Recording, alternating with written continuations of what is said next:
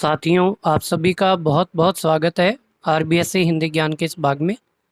आज हम एनसीईआरटी के नवीन पाठ्यक्रम के अनुसार कक्षा 10 हिंदी के प्रथम अध्याय कवि सूरदास का अध्ययन प्रारंभ करेंगे।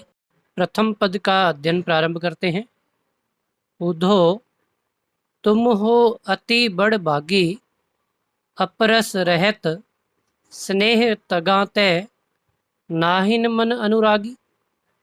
देखिए, ये जो अंश है कवि सूरदास द्वारा रचित भ्रमर गीत से लिया गया है और भ्रमर गीत का प्रारंभ उद्धव एवं गोपियों के बीच व्यंग्यात्मक कथनों के दौरान प्रारंभ हुआ।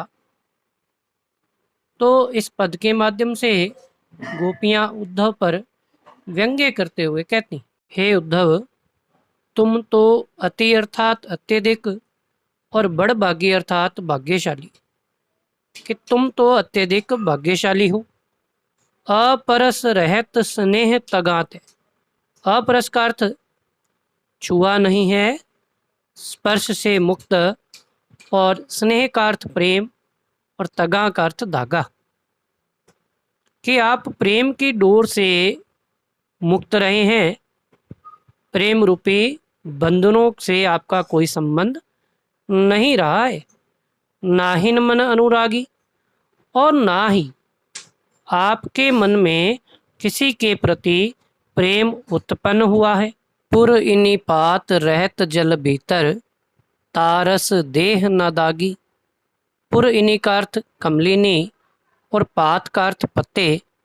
गोपियां उद्धव से कहती हैं कि हे उद्धव, जिस प्रकार कमलिनी के पत्ते जल के भीतर रहते हुए भी उससे नहीं भीगते, तारस अर्थात उस प्रेम रूपी रस से देह ना दागी।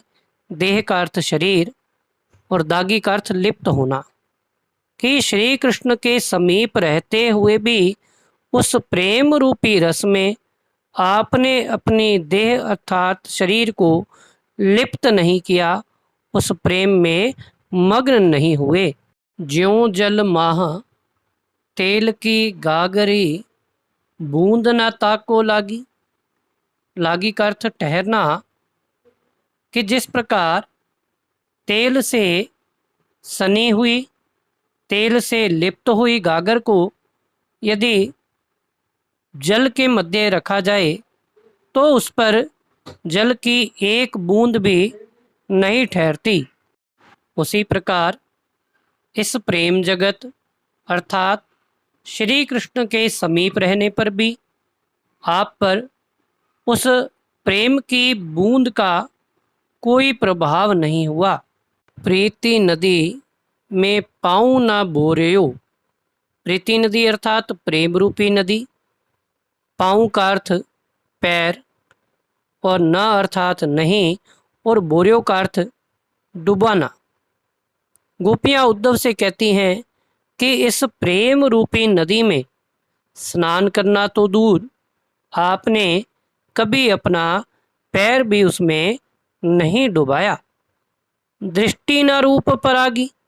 परागी का अर्थ मुग्ध होना, और आपकी दृष्टि कभी किसी के रूप सौंदर्य पर मुग्ध नहीं हुई। सूरदास अबला हम भोरी, गुर चांटी जो पागी।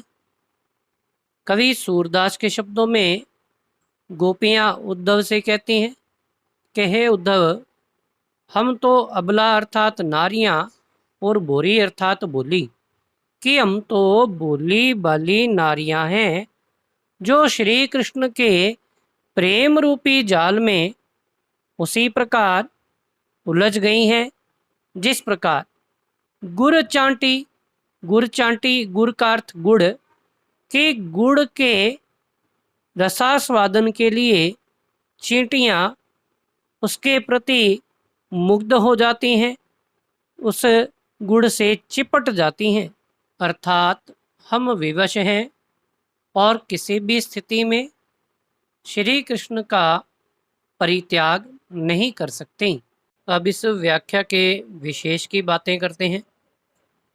देखिए, जैसा कि हम सभी जानते हैं कि कवि सूरदास की काव्य भाषा ब्रज भाषा है, अतः यहाँ ब्रज भाषा का प्रयोग किया गया है। स्थान स्थान पर व्यंग्यात्मकता दिखाई देती है, जैसे ऊधो तुम हो अति बड़भागी, अपरस रहत स्नेह तगाते, नाहिन मन अनुरागी।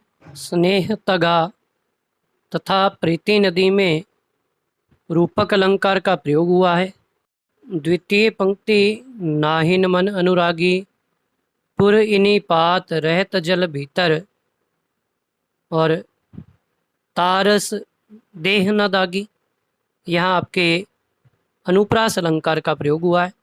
ज्यों जल माह तेल की गागरी, बूंद न ताको लागी, और पुर इन पात रहत जल भीतर, तारस देह न दागी में उदाहरण अलंकार का प्रयोग हुआ है। आशा करता हूँ कि ये व्याख्या आपको भली भांति समझ में आई होगी।